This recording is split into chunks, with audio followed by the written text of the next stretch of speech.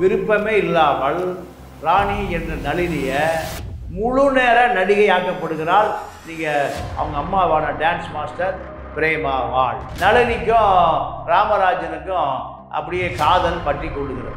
இதுக்கு நடுவில் இந்த மாதிரி நல்ல படத்தில் ஹிட்டாக இருக்கும்போது அர்ஜுன் லவ் பண்ணுறாரு. இந்த டாப் ஸ்டார் நடிகைக்கும் உதவி இயக்குனருக்கும் லவ் பத்துனா சண்டை சச்சரவுலேயே ஓடிட்டு ராமராஜன் அங்கே பார்க்க வர்றாரு. போது அவங்க அம்மாவும் அவருடைய ஆட்களும் அடி உதை யாருக்கு ராமராஜன் எங்கேயோ தப்பிச்சு போயிட்டாங்க. தப்பிச்சு போய் கல்யாணம் பண்ணி சென்னை பக்கமே வர முடியல. இந்த ஜாதகம் நீண்ட நாள் நீடிக்காது. குழந்தை பிறந்து குழந்தை வளர வளர உங்கள் 2 பேருக்கும் பிரிவு வந்துடும். அதனால் தயவுசெய்து மறுபரிசீலனை செய். இந்த பொண்ணு வேண்டாம். யார் சொல்கிறா? டைவர்ஸ் 2 பேரும் பிரிஞ்ச பிறகு நளினி இந்த குழந்தை குட்டியை காப்பாற்றுறதுக்கு கடுமையான வறுமையால் குழந்தைகளை கொண்டு ஒரு ஆசிரமத்தில் சேர்த்து படிக்க வைக்கிறாங்க. பிகேட் சினிமா யூடியூப் சேனல் விவசாயிகளுக்குமே வணக்கம். இன்னைக்கு நமக்கு இதில் நிறைய விஷயங்கள் நம்மளோட பகிர்ந்து கொள்வதற்காக நம்மளோட இருந்திருக்கிறார் மூத்த பத்திரிகையாளர் திரு தமிழா பாண்டியன் அவர்கள். வணக்கம் சார். வணக்கம். குழந்தை நட்சத்திரமா அறிமுகமாகி அவங்க நடிப்பின் திறமையால தமிழ் மட்டும் இல்லாமல் தெலுங்கு மலையாளம் போல பிற மொழி பணிகளும் ஹீரோயின் நடிச்சவங்க அது நடிகை நளினி அவர்கள். தமிழ் சினிமாவில் மட்டும் இல்லாமல் சின்ன திரையிலேயே அவங்க பயங்கரமாக கலக்கிட்டு இருந்தாங்க. அவங்களோட திரையுலக பயணம் எங்கே எப்படி தொடங்குச்சு அப்படிங்கிறத எங்களை கொஞ்சம் ஷேர் பண்ணுங்க. நளினி இவருடைய சினிமா பெயர் நளினி. அப்பா அம்மா வைத்த பெயர் ராணி. இந்த ராணியுடைய அப்பா அம்மா 2 பேருமே நடன இயக்குனர்கள், டான்ஸ் மாஸ்டர். அம்மா பிரேமா, அப்பா பேர் வைக்கம் மூர்த்தி. இவர்கள் கேரளாவை பிறப்பிடமாக கொண்டவர். 2 பேருமே டான்ஸ் மாஸ்டராக இருக்கிற காரணத்தினால நம்ம ராணி என்கின்ற நளினி பரதநாட்டியம், குச்சிப்பிடி எல்லா 8 வயசுலேயே இவங்க எல்லா வகையான நடன கலையும் கற்று தேர்ந்து விட்டாங்க. ஆனால் பள்ளிக்கூடத்தில் படிச்சுட்டு இருக்காங்க. அப்படி படிச்சுட்டு இருக்கிற பொழுது சினிமாவில் நடிப்பதற்கு தொடர்ச்சியாக வாய்ப்பு வருது. ஆனால் இந்த நளினி என்ற ராணி நடிக்க வல்ல, நான் படிக்கணுங்குது. ஆனால் இவங்க எம்ஜிஆருடைய மனைவி ஜானகிக்கு ஒரு தூரத்து சொந்தம் கூட சொல்கிறாங்க. ஆனால் நான் இப்போ சினிமா பக்கமே வரல, என்னை விட்டுருங்க, நான் படித்த ஒரு பெரிய அதிகாரியாக மாறணும். இதுதான் ராணி என்கின்ற நளினியுடைய விருப்பம். ஆனால் எப்படியாவது மகளை நடிகையாக்கணும்னு பிரேமாவே நடிக்கணும்னு விரும்புகிறாங்க. ஆனால் அந்த வாய்ப்பு பிரேமாவுக்கு கிடைக்கல. டான்ஸ் மாஸ்டர் சினிமாவில் பேரும் புகழும் வாங்கிய பல நடிகைகளை பார்க்கிற பொழுது பிரேமாவுக்கும் வைக்கம் மூர்த்திக்கும் தன்னுடைய மகளுக்கும் இது போன்ற ஒரு மிகப்பெரிய அந்தஸ்து கிடைக்கணும். சாவித்திரி கிடைச்சது போல், சரோஜா தேவி கிடைச்சது போல், பத்மினி, பானுமதி, இப்படி பல பேருக்கு கிடைத்த மிகப்பெரிய மரியாதை, அந்தஸ்து, புகழ், வெளிச்சம், மக்கள் ரசிக எல்லாம் தங்களுடைய மகளுக்கு கிடைக்கணும்னு தான் சினிமா பக்கம் திருப்புறாங்க. அப்போது இந்த அம்மா நடித்த முதல் படம் எதுன்னு கேட்டிங்கன்னா இப்பில் வளையர், இப்பில். அப்போ அதுதான். ஆனால் அந்த படம் குழந்தை நட்சத்திரமாக நடிக்குது. அது இப்போ பெரிய பேசு பொருளாக இல்லை. இருந்தாலும் இந்த அம்மாவோட பிறந்தவங்க 4 அண்ணன், 2 தம்பி, 1 தங்கை, ஆக 8 பேர் கொண்ட ஒரு பெரிய குடும்பம். இதில் நளினி தான் படிக்க விரும்புகிற பொண்ணு. ஆனால் இந்த பொண்ணுடைய படிப்புக்கு தடை போடப்பட்டு 13 வயசு 13 வயசுலேயே இடைவேளைன்னு ஒரு படத்தில் அந்த அம்மா குழந்தை நட்சத்திரமாக நடிக்குது. அதன் பிறகு உஷாவுக்கு ரொம்ப நெருக்கம். உஷாவுக்கு உஷா தான் டி ராஜேந்தர்கிட்ட இந்த பொண்ணு நல்லா நடிப்பா, இவளுக்கு ஒரு நல்ல கேரக்டர் கொடுத்தீங்கன்னா இவ மிகப்பெரிய இடத்துக்கு வருவான்னு உஷா, டி ராஜேந்தருடைய மனைவி உஷா தான் டி ராஜேந்தருக்கு ரெக்கமெண்டேஷன் பண்ணுது. அப்போ என்ன பண்ணுறாரு, டிஆர் மேக்கப் டெஸ்டெல்லாம் போட்டு எடுக்கிறாரு. எடுத்தால் இந்த பொண் ரைட்டு மோகனுக்கு கதாநாயகி, அதுதான் உயிருள்ள வரை உஷா. அந்த படம் வந்த பிறகு மிகப்பெரிய வெற்றி. அந்த படம் பட்டி தொட்டியெல்லாம் உயிருள்ள உஷா டி ராஜேந்தருக்கே ஒரு பெரிய பிரேக்காக இருக்குது அந்த படம். அப்போ இந்த படத்தின் மூலம் நடிகையாக அங்கீகாரம் பெறப்பட்டது. குழந்தை நட்சத்திரமாக இருந்து நடிகையாக மாறிய படம் டி ராஜேந்தருடைய ஹிட்டு படமான உயிருள்ள வரை உஷா தான். உயிருள்ள உஷாவுக்கு பிறகு இராணுவ வீரன் ஒரு படம், ரஜினி சிரஞ்சீவியில் நடித்த படம், 1981 வருது. இந்த படத்தில் ஒரு ரஜினியோடு நடித்த பிறகு ஒரு பெரிய பேரும் புகழும் கிடைக்குது. டான்ஸ் மாஸ்டர் பிரேமா எதிர்பார்த்த அந்த பேர் புகழ் பணம் அந்தஸ்து காரு பங்களாவா இப்படியெல்லாம் கிடைப்பதற்கான வாய்ப்பு தெரிய ஆரம்பிக்கிறது. அப்போ அடுத்து ஓம் சக்தின்னு ஒரு படம், விஜயுடைய அப்பா சந்திரசேகர் அந்த படத்தை இயக்குறார். விஜயகாந்த் கதாநாயகன். ஆனால் ரிலீஸ் பண்ணுறாங்க. ஆனாலும் அந்த படம் உயிருள்ள உஷாவுக்கு முன்பே எடுத்துடுறாங்க. ஆனால் படம் ரிலீஸ் ஆகலை. ரிலீஸ் ஆனது முதல்ல உயிருள்ள உஷா தான். இரண்டாவது எடுத்த உயிருள்ள உஷா தான் மிகப்பெரிய பேரும் புகழும் கிடைக்குது. அப்போது 8வது படிச்சுட்டு இருக்கிற மாணவி 8, 9 பள்ளிக்கூடத்தில் பூரா ஏய் உஷா உஷா உஷா மாணவர்லாம் கிண்டல் கேலி பண்ணுறானுங்க. அப்போ நான் ஸ்கூலுக்கு போக மாட்டேன் என்ன அடம் பிடிக்குது. நான் ஸ்கூலுக்கு பள்ளிக்கூடம் போகணும்னா சினிமாவில் நடிக்க மாட்டேன், சினிமாவில் நடித்து கொண்டு படிக்க முடியாது, படிப்பா நடிப்பா. இதுக்கு பிறகு நான் பள்ளிக்கூடத்து பக்கமே போக மாட்டேன்னு பிறகு முழு நேர நடிகை ஆக்கப்படுகிறாள். விருப்பமே இல்லாமல் இந்த ராணி என்ற நளினியை முழு நேர நடிகை ஆக்கப்படுகிறாள். நீங்கள் அவங்க அம்மாவான டான்ஸ் மாஸ்டர் பிரேமா வாள். இதுதான் அந்த அம்மாவுடைய வாழ்க்கையை திருப்பி போட்டது. பள்ளிக்கூடத்தை திரும்பி பார்த்து விட்டு டிசி வாங்கிட்டு வராங்க. வாத்தியார் ஹெச்எம் கூட சொல்லிட்டாரு, உங்கள் மகளை சினிமாவிலே நடிக்க வைங்க, ஸ்கூலுக்கு பாருங்க லீவ் போட்டுறீங்க, இங்கே வந்த பசங்க கிண்டலும் கேலியும் பண்ணுறோம், அதனால் நீங்கள் சினிமாவிலே நடிக்க வைங்க. இதுதான் கடைசி காலம் வரை நளினிக்கு எப்படியாவது ஒரு பட்டம் வாங்கிடணும், டிகிரி வாங்கிடணும். அந்த ஏக்கம் இருந்து கொண்டே இருந்தது. நுங்கம்பாக்கம் பக்கம் அந்த எங்கேயாவது அந்த வழியாக போனால் காரை விட்டு இறங்கி தான் படித்த ஸ்கூலை முழுமையாக படிக்க முடியலையே, +2 வரைக்கும் படித்து வெளியே வர முடியலையே. அந்த ஏக்கத்தோடு பல நாள் அந்த அம்மா அந்த பள்ளிக்கூடத்தை அந்த வழியாக போகும்போது அந்த ஸ்கூலுக்கு முன்னாடி நின்று ஏக்கத்தோடு பார்த்து விட்டு நகருகிற சூழல் தான் இன்றைக்கு வரைக்கும் இருக்குது. அப்போ படிப்பு நடிப்பை விட படிப்பு தான் முக்கியம் என்று உணர்ந்த ராணிக்கு அந்த வாய்ப்பு மறுக்கப்பட்டது.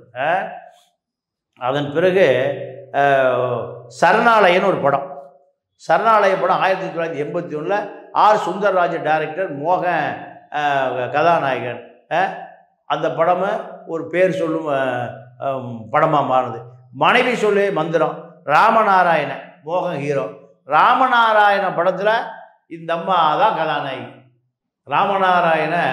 ராமநாராயணை பொறுத்த வரைக்கும் ஆடு மாடு குருவி இப்படி எல்லாத்தையும் வச்சு படம் எடுப்பார்.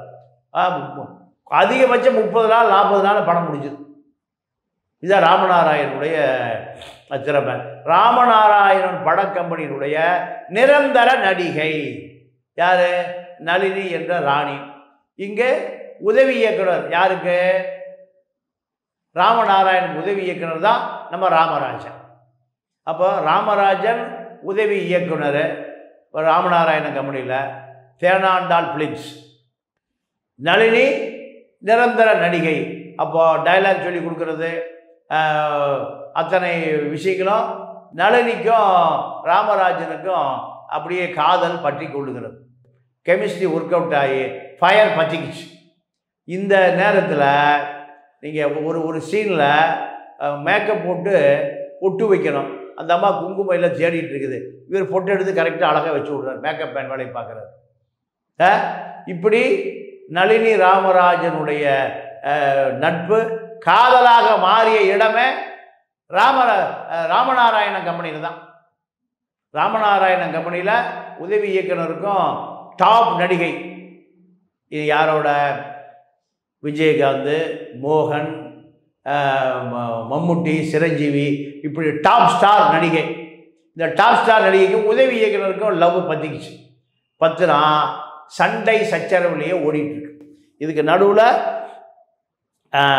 தங்கைக்கு ஒரு கீதம், டிஆர் நடிக்கிறார், சிவகுமார், ஆனந்த பாபு தான் ஹீரோ, நாகேஷ் மகன் தான் ஹீரோ. அப்போ டிஆர் அட்வைஸ் பண்ணுறாரு, அம்மா நீ வளர்ந்து வரக்கூடிய நடிகை, உங்கள் அம்மா உன்னைய பத்மினி, பானுமதி, சரோஜா தேவி, சாவித்திரி போல பெரிய நடிகையாகவும் நீ உன்னுடைய எதிர்காலம் நிறைய இருக்குது. காதல் பண்ணி கல்யாணம் பண்ணி குழந்தை குட்டி பெற்றுட்டீங்கன்னா உன்னுடைய கிளாமர் போய் யாரும் பார்க்க மாட்டான். அதனால் கொஞ்சம் பொறுத்துரு, கொஞ்சம் காத்துரு, அதன் பிறகு திருமணத்தை பற்றி யோசிக்கலாம், தயவுசெய்து நான் சொல்கிறத கேளுமான்னு டிஆர்லாம் அட்வைஸ் பண்ணுறாரு. ஆனால் இந்த ஆலோசனைகள்லாம் கேட்கப்படவில்லை. அடுத்து நான் பாடும் பாடல்னு அம்பிகா, சிவகுமார், பாண்டியன், மோகன் எல்லாம் நடிக்கிறாங்க. இசை இளையராஜா. அந்த படமே ஒரு நளினிக்கு ஒரு பெரிய பெயரை பெற்றுக் கொடுக்குது. 100வது நாள் மணிவண்ண, சத்யராஜ், விஜயகாந்த், மோகன், நளினி, இப்படி நிறைய நடிகர்களோடு நடிக்கிறாங்க. மோகனோட நம்ம 20 படம் நடிச்சது. மோகனோட 20 படம், விஜயகாந்தோட ஒரு 15 படம், சுரேஷன் ஒருத்தரோட 15 படம். அந்த காலத்தில் மினிமம் பட்ஜெட் படங்கள் பூராமே கதாநாயகி யாருன்னா ராணி என்ற நளினி தான். பாலைவன ரோஜாக்கள், நல்ல நாள், பிள்ளை நிலா எல்லாம் மோகன் தான் ஹீரோ. உறவை காத்தைகள் டிஆருக்கு நல்ல ஹிட்டு, சரியான வெற்றி படம். போட்ட படத்தை விட டபுள் மடங்கு லாபம் கிடைச்ச படம். அதே போல் ராமநாராயணம் படத்தில் கால் ஷீட்டு, ராமநாராயண படத்தில் முடித்து கொடுத்த பிறகு தான் அடுத்த படத்தில் நடிக்க கொடுக்கணும்னு ராமநாராயணன் கண்டிஷன் போட ஆரம்பிச்சிட்டார். ஆனாலுமே எல்லா மினிமம் பட்ஜெட்டு கதாநாயகி யாரானா நளினி தான். ராமராஜனுக்கு காதல் ஏறக்குறைய ராமநாராயணன் எடுத்த 20 படத்துலையும் இவர் தான் உதவி இயக்குனர், அசிஸ்டன்ட் டைரக்டர். அப்போ 20 படத்தில் ஒரு படம் 1.5 மாதம்னா 20x1 ஏறக்குறைய 2 வருஷம் காதல். தமிழ், தெலுங்கு, மலையாளம், கன்னடம் இந்த லெவலில் விஜயகாந்த், மோகன்லால், மம்முட்டி இப்படி பல பேரோட நடித்த ஒரு நடிகையை ஒரு உதவி இயக்குனர் கட்டி கொடுக்கறதான அவங்க குடும்பத்தில் சண்டை. அவங்க இந்த காதலை முறிச்சே ஆகணும், இந்த காதலை தடுத்தே ஆகணும். ஏன்னா தன்னுடைய மகள் முன்னேறிட்டே வர்றான், அந்தஸ்து, சினிமா, கதாநாயகன் எல்லா பக்கம். ஆனால் காதலில் இருந்து விழுந்து காதலை தடுக்க முடியவில்லை. இது என்னடா, அது என்ன பண்ணுறது? அப்போ பார்த்தா எங்கே போனாலும் இப்போ அவங்க அம்மா பிரேமா பாதுகாப்புக்கு வருது. பாதுகாப்பு அதிகாரி பிரேமா யாரோட பேசினாலும் அந்த அம்மா வந்து எட்டி பார்க்கும். அப்போ ஒய்எம்சிஏ பில்டிங்கில் ஒரு ஷூட்டிங் நடந்துகிட்ருக்கு. ராமராஜன் அங்கே பார்க்க வராது. எப்படியாவது களவா அப்போல்லாம் செல்ஃபோன்லாம் இல்லை, செல்ஃபோன் போனலாம் இல்லை. அப்போ களவா பார்க்க வர்றாரு. வரும்போது அவங்க அம்மாவும் அவருடைய ஆட்களும் பார்த்துட்றாங்க. பார்த்துட்டு அடி உதை யாருக்கு? ராமராஜனுக்கு. சட்டை கிழிக்கப்பட்டது, மூஞ்சி உடைக்கப்பட்டது, பெரிய கலவராகி போச்சு. ஷூட்டிங்கே நின்று போச்சு. ஷூட்டிங் நின்று போன பிறகு 85, 86 1 வருஷம் எந்த படத்துலையும் கமிட் ஆகலை. சினிமாவே வேண்டாம், என் பிள்ளை இருந்தால் போதும், நான் பின்னாடி பார்த்துக்கிறேன்னு 1 வருஷ காலம் நடிக்கவே விடலை. தமிழ் படத்தில் நடிக்க விடலை. மலையாளம், கன்னடம் இங்கே தான். தமிழ் படம் பிரேக். ராமராஜன் பைத்தியம் பிடிச்சி அலைகிறார். அடைந்தால் மகாதேவி, இல்லையேல் மரண தேவின்னு ராமராஜன் பைத்தியம் பிடிச்சி அலைகிறாரு. அப்போது எஸ்எஸ் சந்திரனும் ராமநாராயணன் போய் பிரேமாட்டையும் வைக்க மூழ்கிட்டு போய் பொண்ணு கேட்குறான். ஏப்பா ஒரே பைத்தியமாக இருக்கான், அவன் நல்லா வளர்ந்து வர்ற ஆள், அவன் பெரிய நடிகனாக வருவான், அதனால் இப்படி பொண்ணு கொடுங்கன்னு கேட்குறாரு. மறுத்து அனுப்பிச்சிட்றாங்க, அதெல்லாம் சரியாக வராதுன்னு. ஒரு படத்தில் பாண்டியன் கூட நடிச்சிட்டு இருக்கு, பழைய கதாநாயகன் நடிச்சிட்டு இருக்கும்போது ஷூட்டிங் ஸ்பாட்லேயே 2 பேரையும் காணும். அதாவது நளினியை காணோம். பார்த்தா எங்கேயோ ஒரு மூலையில் நின்றுட்டு இருந்தார், காரோடு நின்றுட்டு இருந்தார். பட்டு வேட்டியோடு நின்று இருந்தாருன்னு பார்க்கிற ஆட்கள் சொல்கிறாங்க. உடனே பலகார் பறந்து போகுது தேடி கண்டுபிடிக்கிறதுக்கு. தேடி கண்டுபிடிக்கிறதுக்கு பார்த்தா எங்கேயோ தப்பிச்சு போயிட்டாங்க. தப்பிச்சு போய் கல்யாணம் பண்ணி சென்னை பக்கமே வர முடியல. வந்தால் பிரேமா ஒரு பக்கம் ஆளை வச்சு தேடுது, அவங்க அப்பா வைக்கம் மூர்த்தி ஒரு பக்கம் ஆளை வச்சு தேடுறாரு, அண்ணன் தம்பிக்கு ஆளை வச்சு தேடலாம், கிடைச்சா தூக்கிட்டு போயிடுவானுங்க. மொத்தம் அண்ணன் தம்பி எல்லாம் பார்த்தீங்கன்னா 6 பேர் ஆளை வச்சு தேடுறானுங்க, ஆள் கிடைக்கல. கடைசியாக பார்த்தா தமிழ்நாட்டுக்குள்ளே வரணும்னா ஒரே வழி எம்ஜிஆர் காலில் போய் விழுந்துரு. அப்போ எம்ஜிஆர் முதலமைச்சர், எம்ஜிஆர் காலில் போய் விழுந்தீங்கன்னா உனக்கு பாதுகாப்பு. பிரேமா வர முடியாது, வைக்கமூர்த்தி வர முடியாது, அடியால ஸ்டண்ட் மாஸ்டரு யாரும் வர முடியாதுனையா. நேராக போய் வளர்மதி மூலம், வளர்மதினு இப்போ அமைச்சர் இருக்காங்க, அவங்க மூலம் நேராக போய் எங்கே விழுந்துறாரு, எம்ஜிஆர் காலில் விழுந்தாரார். எம்ஜிஆர் 2 பேரையும் ஆசீர்வாதம் பண்ணி, சரிப்பா உட்லன்னு சொன்னால் உங்களுக்கு ஒரு ரிசப்ஷன் நான் சொன்னேன்னு சொல்லி அவங்க அம்மா அப்பா வர சொல்லணும். அப்போது எம்ஜிஆரே வர சொல்லிட்டாரியா, எம்ஜிஆரே கல்யாணம் பண்ணி வச்சுட்டாரு, எம்ஜிஆரே ரிசப்ஷன் பண்ண போகிறாரு.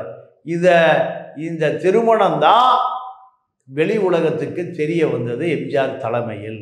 அதன் பிறகு எம்ஜிஆர் 1987 இறந்துறார். 88 to 2000 ஏறக்குறைய 15 வருஷம் அந்த அம்மா சினிமா பக்கமே வந்து.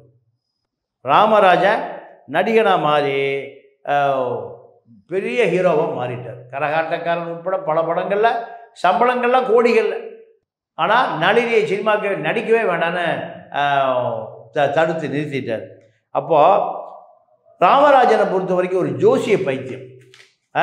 அவரே ஜோசியம் பார்ப்பார், ஆள்கிட்ட கொடுத்து ஜோசியம் பார்ப்பார். இப்போ ஜோசியம் பார்க்கும்போது இந்த ஜாதகம் நீண்ட நாள் நீடிக்காது, குழந்தை பிறந்து குழந்தை வளர வளர உங்கள் 2 பேருக்கும் பிரிவு வந்துடும், அதனால் தயவு செய்து மறுபரிசீலனை செய், இந்த பொண்ணு வேண்டாம். யார் சொல்கிறா? ஜோசியர் சொல்கிறார். இவரும் ஜோசியம் பார்ப்பாராம். ராமராஜா ஜோசியம் போட்டு பார்க்குறாரு. சில காலம் தான் நீ வாழ முடியும், பல காலம் வாழ முடியாது.